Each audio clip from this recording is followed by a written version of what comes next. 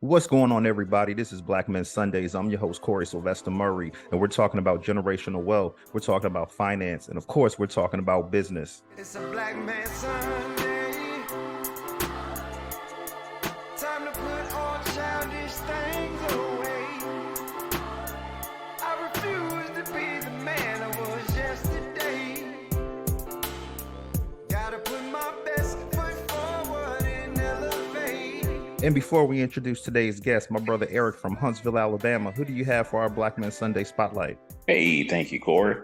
My spotlight today, if most people that follows me know that I like to barbecue, so I figured why not do something that's kind of touching on the favorite thing I love to do. So my Black Sunday spotlight is going to focus on Jones Barbecue, that's out in Marina, Arkansas. It has been known or has been located or recognized as being the oldest business for over 100 years that's in America. Now, currently, this diner is currently owned by James Jones and his wife Betty. The diner has been open since at least 1910 and is still widely known for serving the best barbecue pork with a secret sauce. That's my spotlight for today. Jones Barbecue, one of the oldest Black businesses that's still around. Back to you, Corey. Oh man, that was like the fastest spotlight in history. I barely got to sip some water, man. But yeah, I definitely liked it. And I saw last week you sent me a picture of those ribs. So I'm thinking we're gonna have to do a Black Men Sundays in Hunts Vegas. Is that cool, brother? Hey, that's cool with me. Definitely. Hey, thanks again for that spotlight. Now let's go on and introduce today's guest. We have Ted Santos on the show today. We're going to find out who this brother is. He's a CEO. He's the founder and CEO of the Turnaround Investment Partners. We're going to find out what that is. He's out of New York City. This brother went to Howard University. You know, we went to FAMU over here. Eric went to the smaller A&M in Alabama, you know, FAMU A&M. So, and this brother here, when we're talking about helping CEOs of mid-sized and large companies, this brother does that. This brother creates miracles. So we're going to find out how he does that. And we're going to find out how we can be innovators. It's a lot of CEOs that listen to our show. It's a lot of business owners that listen to our show. It's a lot of brothers and sisters that listen to our show that are aspiring to be business owners. So we want to learn some tips. We want to learn how can we get in the game if we're already in the game and we're struggling right now? You know, we're not innovating. What can we do? So first off, Ted Santos, welcome to Black Men Sundays, brother. How you doing? Thanks for inviting me. My pleasure to be here on your show. I look forward to this conversation. You guys have great discussions, so I'm looking forward to being part of it. Definitely. So let's go on and get started. Turnaround Investment Partners. You're the CEO and the founder. What is that business all about? We are in the business of producing miracles. That is, you could say, our core competency in the outcome, the product we produce. And CEOs hire us when they're looking to create a breakthrough and they're not sure how to do it with existing resources. So one of the things I do is I work with CEOs, could be them and their executive team, but I work with them to create disruptive strategies. And that could end up being creation of disruptive technology or penetrating an untapped market. And in every case, they're going after revenue that they didn't go after before. It's new revenue and they didn't know how to get it in the past. And then I work with them to transform corporate culture to ensure the culture is able to profitably execute the breakthrough initiative. Wow, great information. Let's back it up for a second. As I prefaced, you went to Howard University. How did you get interested in investments in the beginning before you even became a CEO? I would say I had an interest in the stock market. So I made some money in the stock market. I did pretty well investing in stocks. So my first investment I ever made was in 1988, and I invested in platinum. I took physical possession. I didn't know a lot about investing, but what I did know is platinum and gold were almost never at the same price, and they were like $10 apart. So I figured if I bought platinum and in 30 days, I made like a huge return on that. So after that, I started looking at equities and options. And so investing. And at some point, I did look at purchasing apartment buildings in DC. And one of the things that I've always thought is one of the best investments you can make is in yourself. And so investing in yourself and then looking at companies that you can buy into taking a minority or a majority stake in the company and being able to run it. And I did get my, you could say, my chops wet by being an executive. I ran businesses that were growing so fast they were falling apart, and I completely stabilized them and then increased the growth without it falling apart. And I've been a turnaround specialist, running a company with declining revenues, turning it around. Took me 9 months to get 69% increase in revenue. Look at new services, becoming a differentiator in the marketplace. So that's where you could say I got my feet wet in leadership in the corporate world, and in knowing that I had the capacity to lead people to do things they didn't know how to do, and it might seem like a miracle. Okay, great information. Because we want to hear some miracles on Black Men Sundays today. So for brothers that have a business that may be a CEO of their business, but the business is struggling, whether it be the financial climate, whether it be just not selling, or just they need some new marketing going on. Like, how can you turn around their company? Like, what information do you get from them, and how do you decide where they need to get their turnaround from? When I work with CEOs, I have a philosophy, and the philosophy is, if you're the CEO and you are not intentionally creating problems, you should be fired or retrained immediately. So your job is to create problems for the organization to solve. And a great example that everyone would know is a guy like Steve Jobs. So, whatever he told people, we're going to create something that makes the Walkman obsolete. The people are probably thinking, this is crazy. This guy is high. It makes no sense. Why are we competing with listening devices? We make computers. But out comes the iPod. And then he says, okay, now that iPod is going to be a phone. And once again, they probably said that makes no sense. So he created problems. And when they solved the problem, it's a breakthrough. And it allowed them to go after untapped revenue, to do things they had never done. But now the culture of the organization gets that sort of what you would call confidence that, hey, we can do impossible things. So what else do you have? We're ready. And I've seen that in organizations where they're like, all right, we did that. It really galvanizes your team. So I'm saying that first, never be afraid to create problems for your organization to solve. And don't walk around with the white glove saying the desk is dirty. That's not a problem. It's producing an outcome, like I said, that you don't know how to do on your own, except once it's accomplished, it alters the organization forever. So when I I ran a translating foreign languages. I knew nothing about that industry. How I educated myself is I first kind of interviewed the employees to make sure I understood the value proposition we gave to customers. And then I had a lot of conversations with customers. And I asked customers, what do we do for you? How do we provide value? What could we do for you that we've never done? And what the customers did is they didn't know how to ask for what they wanted. But now that I had expertise in the industry, I could hear what was unspoken, and they were asking for something that they didn't think it was possible, or they didn't know how to ask. And that allowed us to create a completely new service that had much higher margins, and it gave us a huge differential competitive advantage in the marketplace. So your customers can often help you with that breakthrough, but they may not know how to ask for it. So you have to use your expertise in the industry to listen for what they're not saying.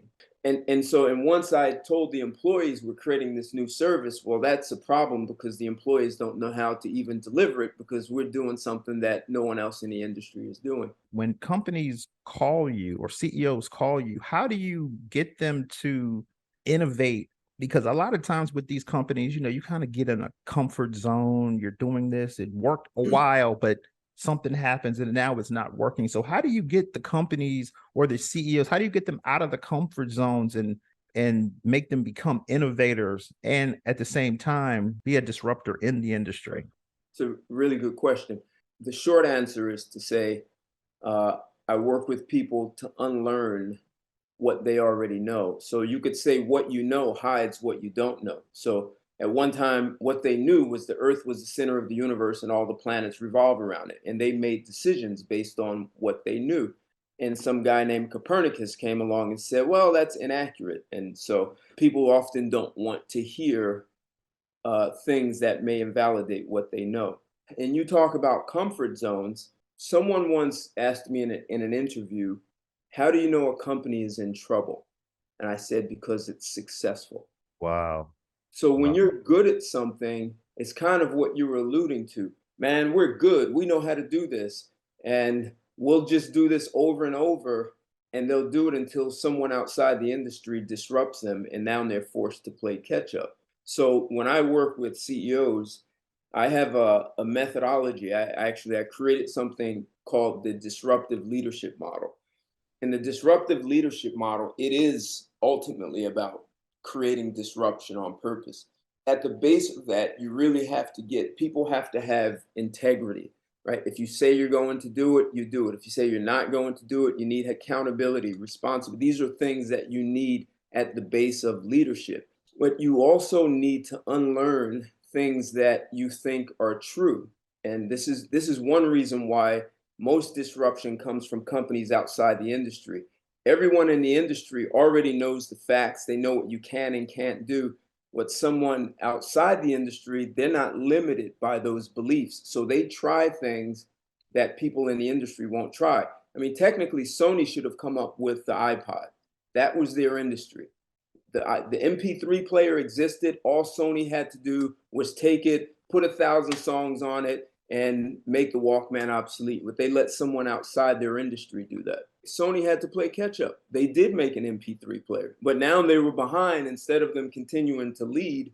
I mean, even how we can go back and look at horse and buggy companies that they could have made the automobile. Some of them did, but most of them went out of business. That's how cars started. They used the chassis of horse and buggy. You could look at the typewriter companies. Typewriter companies they should have transitioned to computers. They didn't. They let the computer industry make typewriters obsolete. So they were good at making typewriters, and that's the problem. When you become good at something, you just keep doing it over and over. And this is, I've worked with CEOs and they say, I don't want my people to think. I just want processes in place and they just do their job. And I'm like, then you're going to kill innovation if you do that. You'll never be able to mine the intellectual capital that people have, the talent that's untapped. And oftentimes when you create problems, what you do is you disrupt the way people think and the way they see things. And now they have to do things that are not normal. What you'll find that people have transferable skills. Maybe you did something similar in the past, and now you can take that skill that wasn't used in the workplace to work on this breakthrough initiative, and you find out that you're better at it than you actually realized. Gotcha.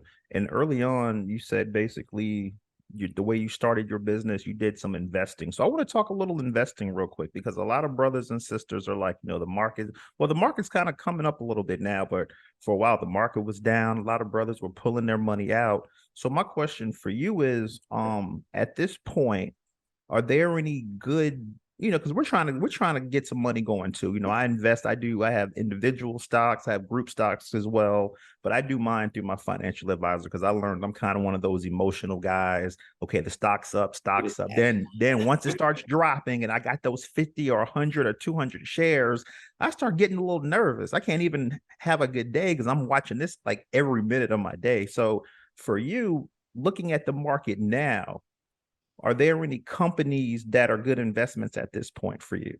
I'm unaware of that. Everyone loves Nvidia because of AI and it's run up. So I would say, as a general rule, the market has run up too much. It's out of reach. So the people who short stocks, people who make money by the market going down, people expected the stock market to go down because the Federal Reserve raised interest rates. And the market didn't do that. It kept running and running. And the more it runs against people who were betting or shorting the market. They were betting that the market would go down. Well, when the market keeps going up, they eventually have to cover and start selling their short positions. And that falsely forces the market to keep going up. And that's what we've been watching over the past few weeks. So it's a false indicator of success. And this is how a lot of people get caught in the frenzy of everything is going so well. But this past week, the market didn't do so well because people are listening and the Fed is saying, no, we're going to raise interest rates more, which means we're going to choke off more jobs and we're going to choke more money out of the economy, which means companies hopefully will lay people off. So the what I would say to stay away from, at least right now, until there's a little bit of a correction, stay away from the big tech companies like Meta, Google, Nvidia, Microsoft. Stay away from those. I'm not saying they're not good buys, but they've run up too much, and you don't want to buy at the top of the market because you'll get caught when it drops, and you'll hate seeing the market drop. So maybe insurance companies will do well because they make money regardless of whether it's a good market or a bad market. People need insurance regardless of that, and insurance companies can raise their premiums. So I would say look at quality insurance companies. Uh, look at cigarette and alcohol companies. And if we go into a recession, somehow they still continue to do well. I'm not advocating any of those, but I'm just, if you want to be intelligent about the market, that those would be my suggestions. No individual companies. I'm not an advisor. I don't recommend stocks or anything. No, I got you. I just wanted to get, your perspective. I mean, we've had financial advisors, we've had all the realms on here, but it's nice to hear a CEO and just like, what are you invested in these days? So that's why I wanted to Right. kind of get that out there. Yeah. Yeah. I also will look at the overall economy to understand the trends, patterns. Patterns are important to see. And, oftentimes market psychology will run the market one way up or down in an exaggerated fashion. And we've just witnessed the exaggerated run up. So I would caution on that. Definitely great information. And, for brothers and sisters that are listening that they want to be a CEO, they want to start a business. What advice would you give as far as the mindset of a CEO? Everyone says find a problem to solve. And maybe the next level is find a problem to create that's big enough that people will want to join you on that platform. So you create a problem. John F. Kennedy created a huge problem by saying we're going to send a man to the moon before the end of the decade. That was a huge problem to solve. And I know people personally who said they changed their major in college during that time because they wanted to help send a man to the moon. So if there's some possibility, if you want to be a CEO, it's critical for you to understand long-term big picture. It's critical for you to understand that a major part of your job is you're in the business of possibility. When you accomplish something, then look at what's possible next, what's possible beyond that. It's critical that you have leadership skills that that allow you to coach people up and get people to the next level. One of the problems I see with CEOs is that they'll grow from 0 to 20 million, and these are really smart Ivy League educated people, and they know how to do everything better than their direct reports. So instead of them coaching their direct reports up, they do too much. And when they get to 20 million and want to get beyond it, their executive team is not competent because the CEO was too smart. He did everything. So then he has to fire those people and he grows to, let's say, 60 million. And he still has that same mindset of doing everything. And then he has to fire those people and hire new people for the next. But the best CEOs will know how to coach their people up and grow at each level. So because it's expensive having to fire people who have been with you from the beginning and then hire new ones and then fire them and so each revenue milestone you're hiring people who know how to handle the next level. But if you're good at strategically delegating, if you know how to create an environment that allows for high performance where people will make mistakes sometimes, you don't crush them for that. You look at what was learned in the mistake. People will say things that maybe don't make sense. Sometimes the ridiculous ideas get you iPods and iPhones. A lot of brothers and sisters, want to be CEOs, but then when they're really at the level to do it, fear creeps in. They look at other companies that have, did okay for a while, but then they failed. So what advice would you give brothers and sisters that are CEOs of companies or want to become CEOs of companies, but they're looking at the past companies that failed? How can they learn not to follow in those footsteps? You do yourself a disservice for anything. I don't care if it's business, your love life, your friends. When you focus on what you don't want, you've already defeated yourself. So imagine in this corner over here is everything you don't want, and you're over there like trying to keep everything you don't want from coming out. But in the other corner is everything you do want, and you actually never go over there because you're so focused on what you don't want. So the other part to that is if you're a CEO of a $1 million company and you want to get to $10 million, you need to be a $10 million CEO well before you get there. And if you make it to 10 and you want to get to 20, you need to be a $20 million CEO before there. And each one, if you want to be a 50 million, 100 million, but if you wait, if you're at 50 million and you want to get to 100 million and you believe, well, once I get there, I'll cross that bridge when I get there, the skills and competencies and the mindset you have at 50 million will choke off 100 million. And when you get to 100 million, it will look so overwhelming that you will your skills will shrink the company back down to about 55 million. And you'll say, I tried that. It's a nightmare. Growing a company is a disaster. What people don't see is that, as you said, it's mindset. Your mindset has gotten you to 50 million, and that's what it's capable. So there are things that you need to unlearn. There are skills and competencies. There are things that you need to delegate to your other people so that they grow up. And they also need to be $100 million CFOs and COOs and CMOs, and they need to. So strategically delegating helps them get there. But you as a CEO, I'm sorry, I'm hesitating because I just thought of a story.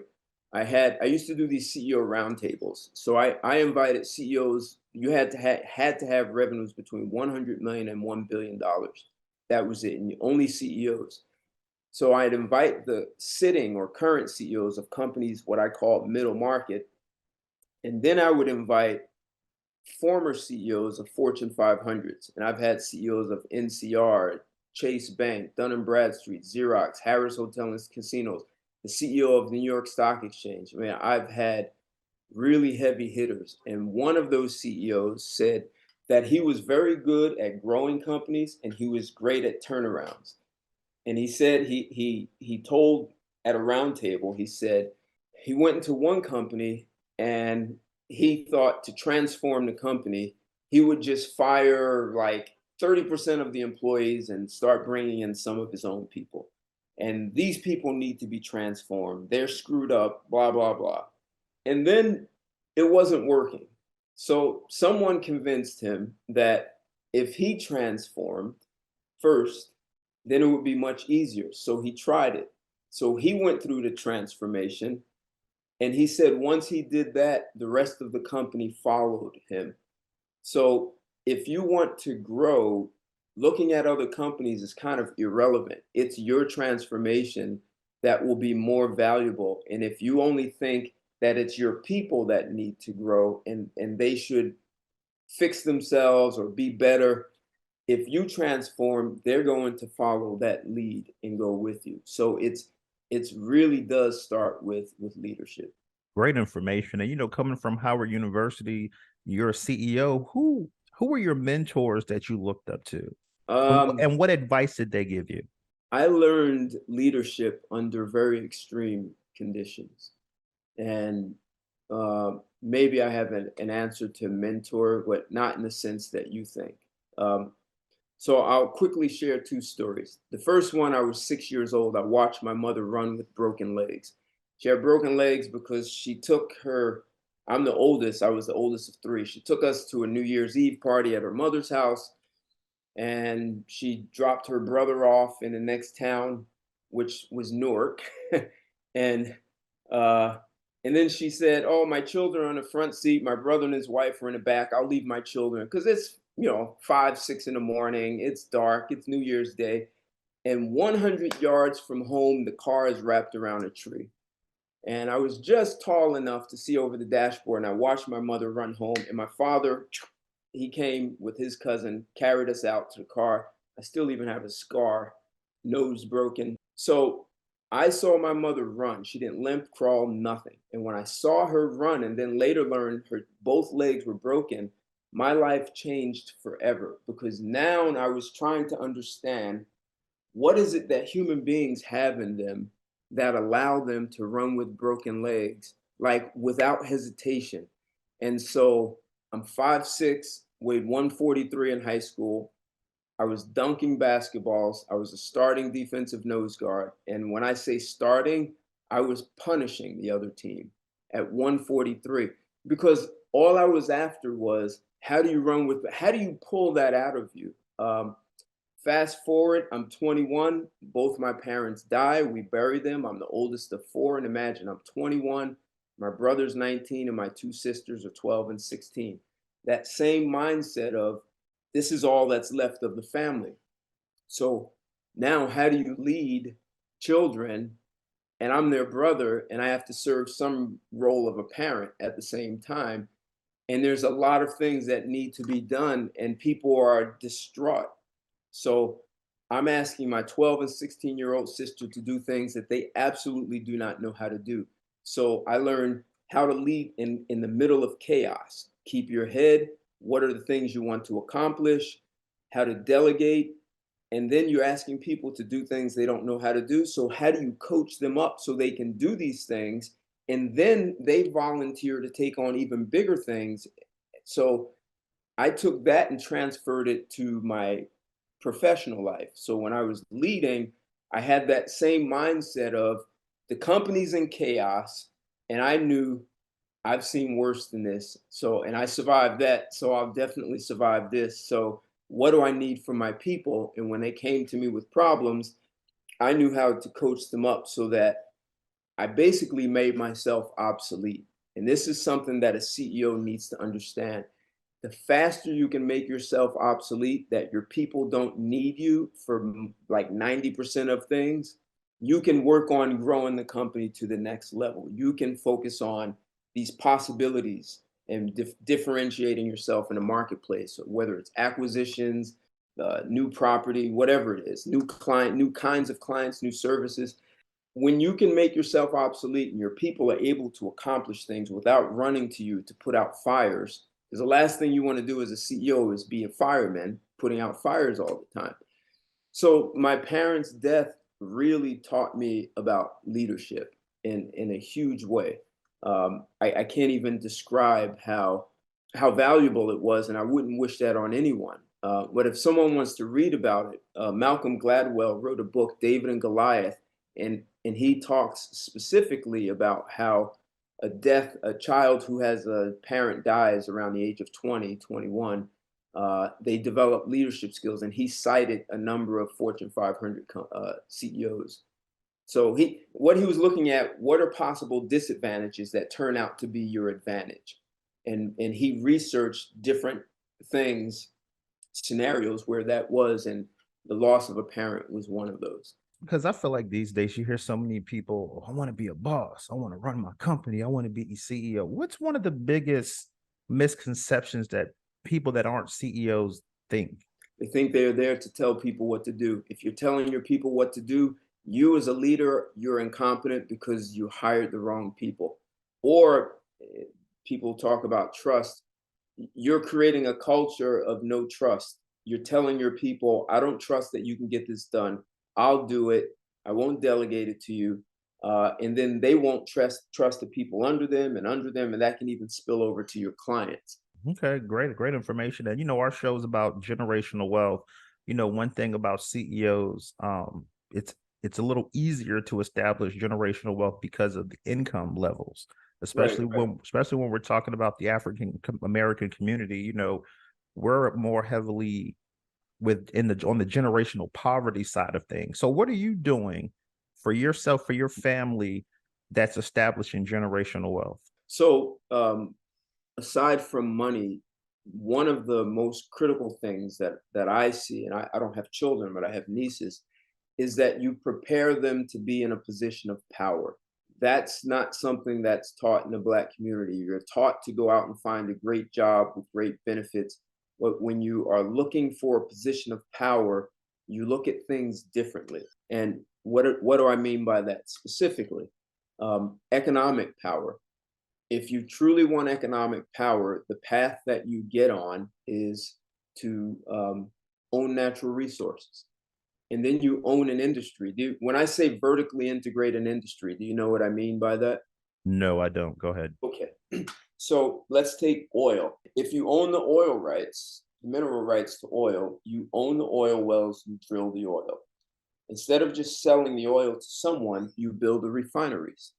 There are over 6,000 products that come from oil. So you build the refineries, you create motor oil, you create transmission fluid, you create petroleum jelly, even the pharmaceuticals. So you transform oil into a product that these different industries can use. You make gasoline, and then you have gas stations.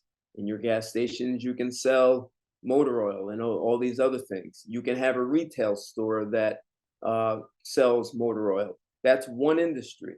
You can own iron ore mines. Then that allows you to make tools and silverware and machinery that helps you drill your oil wells.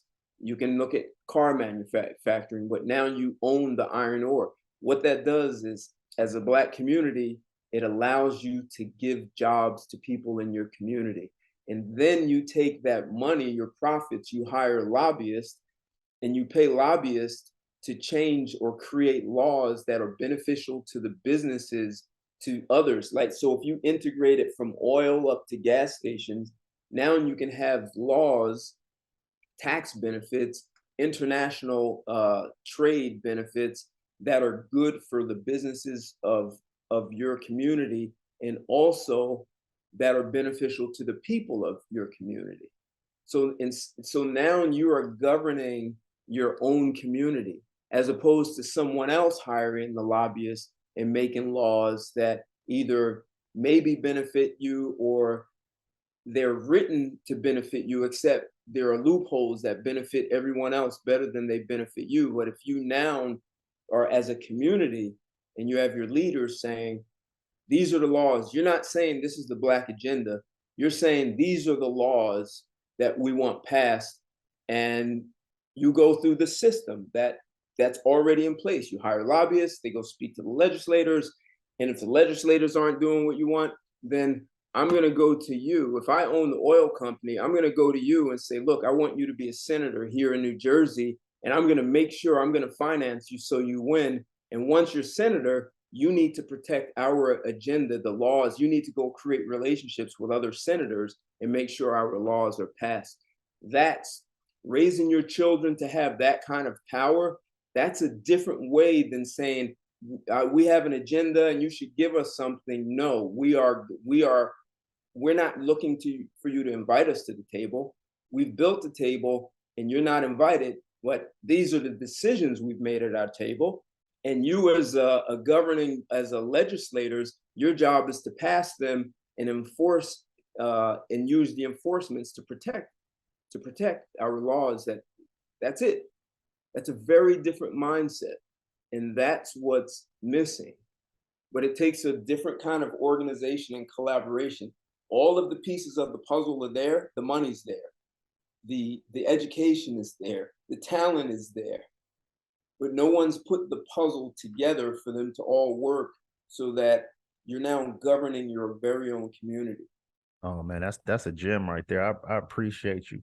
And I have two more questions for you. First off, are you enjoying yourself on Black Men Sundays, brother? I am. Good, yeah, because I feel like I can go another hour, but I'm only gonna hold you for like another 10 minutes, I promise. All right. I can go all day with this. I'm cool. Definitely. And another thing I wanted to ask you about, because I feel like in our community, when we talk about generational wealth, real estate, stocks, investments, we talked about the other two, but you touched gently on in the beginning when you were talking about your business. But What, like, as far as real estate goes, especially with the market, with the inflation and the high 7%, a lot of brothers and sisters are saying, I think I just want to hold my money until that interest rate drops or the prices drop some. What advice do you have for that, or do you feel like now is still a good time to invest in real estate?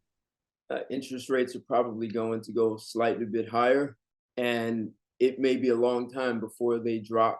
To see what people have been spoiled for the past, 20 plus years. We may not see that for a long time. I don't work for the Fed, so maybe they'll drop next year just like that. Who knows? Maybe the economy crashes. But we may have to get ready to adjust to a new normal. In the stock market, you can do something called averaging up. So maybe you buy a stock at $10 and maybe buy more at 15 and at 20.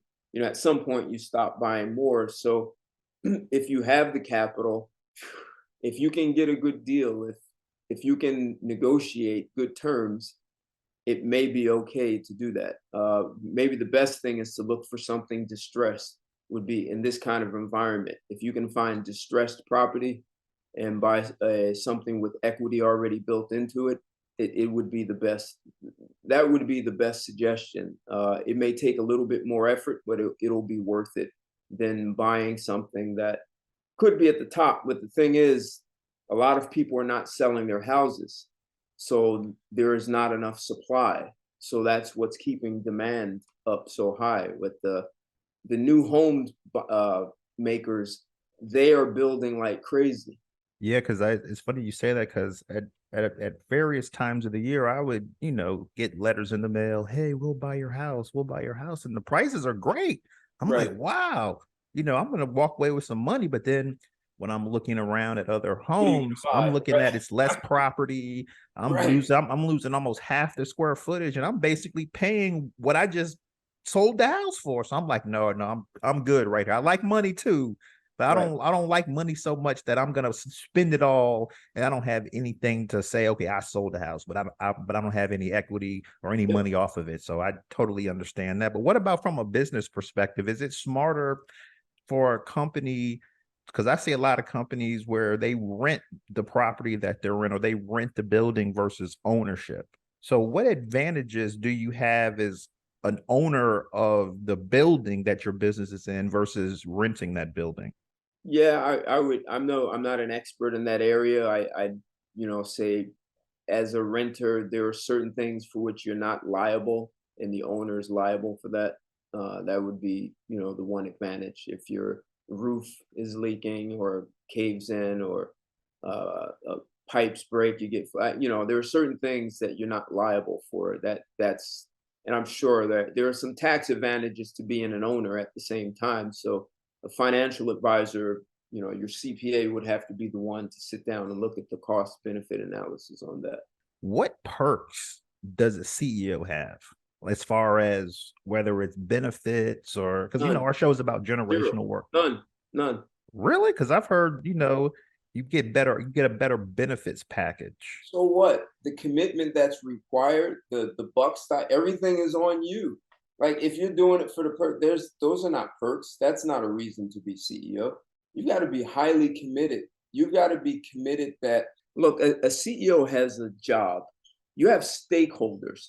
Your employees are stakeholders. They have a vested interest in the success of your company. So it's in your best interest to take care of them and protect them. Your clients are stakeholders. They have a vested interest. So you need to protect and take care of them. So you don't want to charge them such high prices they feel raped and they don't come back. And you don't want to play your employees so low that they're always looking around. You have vendors, and you don't want to negotiate that you're cutting them down to the bone, and they're not making a profit. You need to take care of all of these people, and these people are going to have problems. Your vendors are, your clients are going to have problems. Your employees, these, who wants to deal with all of that all the time? And if you're in a highly regulated industry, you have regulators who are watching you all the time. So if you're just doing it for the perks, that's not a good job. You're going to be putting in long hours. So every CEO that I know hits the gym. So they know keeping their body physically fit and strong so you can endure that. So they actually spend sometimes several days a week so that they can be mentally and physically fit. You're also constantly training yourself. If you want to be the leader of the pack, then you're always developing yourself, always.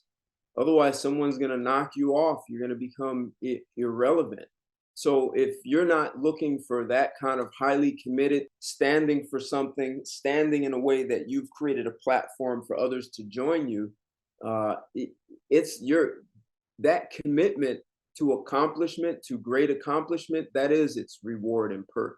I mean, Wow. yes, you want to negotiate the great terms, warrants, golden parachutes, all that, but that's not worth it. Because if you're not doing well, I know a guy who was CEO of one of the big banks, and he said he was 10 or 11 years as CEO, and he had to find his successor. So he chose the number two guy, the CFO. He said that guy had been in the company for more than 20 years. He put in his work, he earned it. He As the CEO left, the CFO came in his position. This is a publicly traded company, and in 18 months the board kicked him out because he was a great number two guy. He was not a number one guy. So all these things that I'm talking about, he wasn't built for that. Well, my second to last question, because we got to get something in for the sisters, since a lot of sisters are listening. You're the author of Here's Why You Can't Find Love. Now, the reason why I'm bringing that up is a Okay. lot of brothers, a lot of sisters, I'm working all these hours. I go out after I get off work, but I may have work to do at home, or I'm off the clock, but I'm still mentally kind of working. So they find themselves alone. You wrote Here's Why You Can't Find Love. What was the impetus of writing that book? Relationships are not working. They're failing.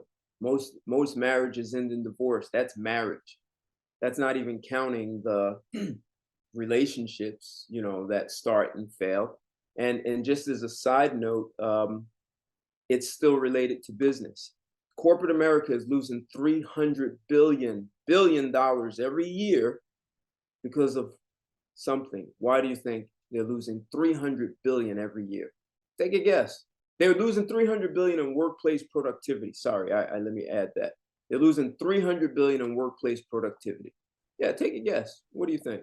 You're losing 300 billion in workplace productivity because of one word: divorce. So Wow. this is not my opinion. I did extensive research in this. There's another source that says when people are going through divorce, their workplace productivity drops by 50 to 70%. So imagine a percentage of your employees are headed for divorce. They're arguing, bickering. Another percentage is in the middle of it. And then there's another percentage that just came out of it. These people are distracted. They're not putting in the work. They come to work, they punch in, but they are thinking about this horrible thing that's happening in their life. And if they have children, that may make it worse. Then they have to take off time to go to court. Just all these problems that happen. So the book is written partly to deal with that. So from where I'm sitting, one of the most sought after skills by executives is conflict resolution. A lot of executives say, if I was better at resolving conflict, then I could deal with clients and employees better at work. Well, if you're better at resolving conflict, you're also going to be better dealing with your spouse and your children and your family members. So most people think conflict resolution is about having this smooth thing to say and know how to make the situation go away. No, the secret to conflict resolution is really only about you in resolving your own internal conflict. So if someone says boo and you start getting upset and angry, that has nothing to do with someone saying boo. I have the right to say boo. You may not like it, but it may put you in conflict because it reminds you of something. And now you're fighting this ghost from the past that you said, I'll never let that. Next time someone says boo to me, I'm going to, sock it to them. So when people learn how to resolve their conflicts, which gets back to how do you get CEOs to be more innovative, is because when you start talking about possibilities beyond what they can think, people get into conflict with themselves. and they start telling you why that's impossible, why this can't happen, and my people are not ready, and the economy is not right. So when you can get people to unlearn that conflict, to sort of traumatize themselves, then you free up space for you to look at what's possible. So if you can deal with that on a relationship level, so a lot of things in my book are direct out of my methodology that I use in corporations. But the way the book is written, there are 5 women interviewing me. It's almost like a workshop, and it doesn't look like anything from business. But it's how do you see how you sabotage it. I'm helping in this book talk about how people set different ways they sabotage relationships, and a lot of times what they think they're doing is good and powerful, but they're really sabotaging. And then I talk about how to create great relationships. So if I answer also directly to your question, you're putting in these hours, you're tired, I have to turn off the mind and all that. One of the things I talk about in the book is, if you dealt with your significant other as though they were your most important client, how would you deal with them? So when you're at work and you have your number one client, you want to make sure they get their needs met. They're paying you more than anyone else. They might be paying you a premium. You may take them to lunch periodically and say, hey, what's going on in your world? What's the future like? How do we help you? What are some other things we can do? You are making sure that no one is moving in on your client, and you're making sure that they are so happy with you that they're willing to even pay you more, right?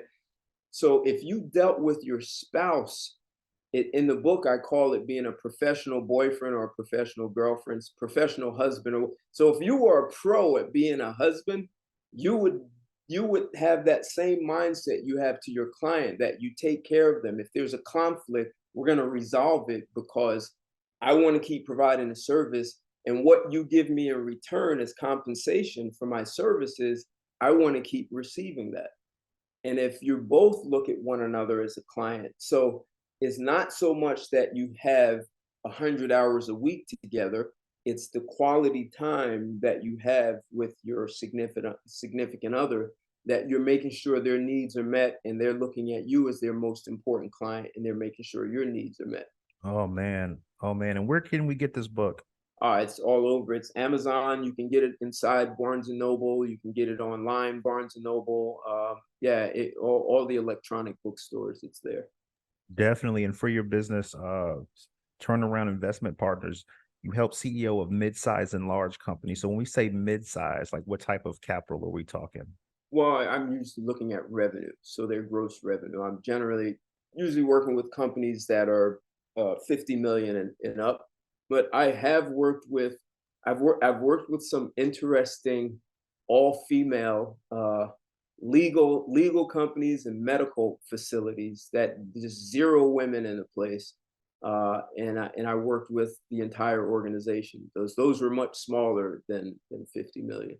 So I've worked with some small businesses also. Definitely with Ted Santos. Thanks for coming on Black Men Sundays. We enjoyed this conversation. You gave us so many tips today. I can't wait till this airs. Thanks for coming on Black Men Sundays, brother. Enjoy your week. Hey, thanks a lot, man. My pleasure. And you enjoy your week as well. It's a black man's son.